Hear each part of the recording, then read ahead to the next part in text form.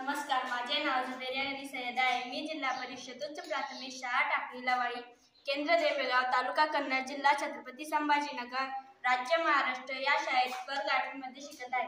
विकसित भारत बिलथॉन अंतर्गत 2025 उपक्रमात एक प्रकल्प सादर करत आहोत. Water percolation project. आमच्या टीमचे नाव छत्रपती शिवाजी टीम. समस्याचे नाव शेतात साचणाऱ्या पाण्यामुळे पिकाचे नुकसान. अति पावसामुळे शेतामध्ये पाणी साचते. शेतातील पाणी लवकर कमी होत नाही, त्यामुळे तोंडाशी आलेले पिकाचे नुकसान होते. त्यामुळे शेतकरी त्रस्त होतात. काही शेतकरी पिकाचे नुकसान झाले म्हणून आत्महत्या सुद्धा करतात. हे होऊ नये म्हणून आम्ही त्यासाठी एक उपाय शोधला आहे. अति साचलेल्या पावसामुळे पिकाचे मूळ खराब होतात, त्यामुळे पीक सडतात व उत्पादनात घट होतो. यावर कायमचा उपाय आपण करू शकतो. समस्येवर उपाय म्हणून वॉटर पर्क्युलेशन प्रकल्प तयार केला आहे. शेतामध्ये स्टार तयार होईल त्याप्रमाणे 5 ते 7 फुटापर्यंतची चारी नाली तयार करायची आहे.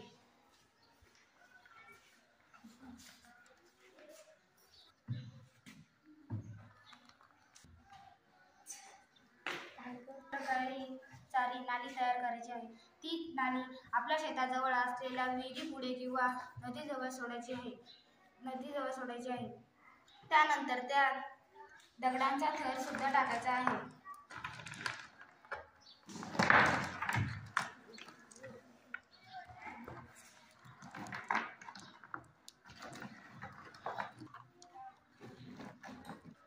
दगडाचा थर टाकणं झाल्यावर 1 ते 1.5 फुटापर्यंत वाळूचा थर टाकायचा आहे.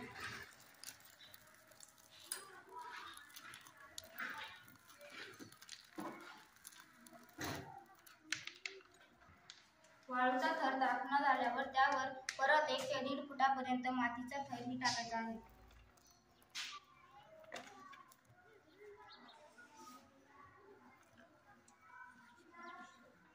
त्यामुळे आपण घेत असलेले पीक सुद्धा व्यवस्थित येऊ शकते. शेतात नाली किंवा चारी केल्यामुळे विहिरीचे पुनर्भरण करता येते. यामुळे पावसाचे पाणी जास्त वेळ साचून राहणार नाही. पिकाची होणारी नासाडी टाळता येईल. ही बाब शेतकऱ्यांसाठी थोडी खर्चिक आहे, पण या समस्येपासून शेतकरी कायमची सुटका होऊ शकते. आम्ही शाळेत जाताना जेव्हा शेताकडे पाहतो तेव्हा काही शेती तर अति पावसाच्या पाण्यामुळे नापीक झालेली दिसते. असे होणार नाही, कारण या चारीमुळे आपल्या शेतात भूमिगत झरा तयार होणार आहे.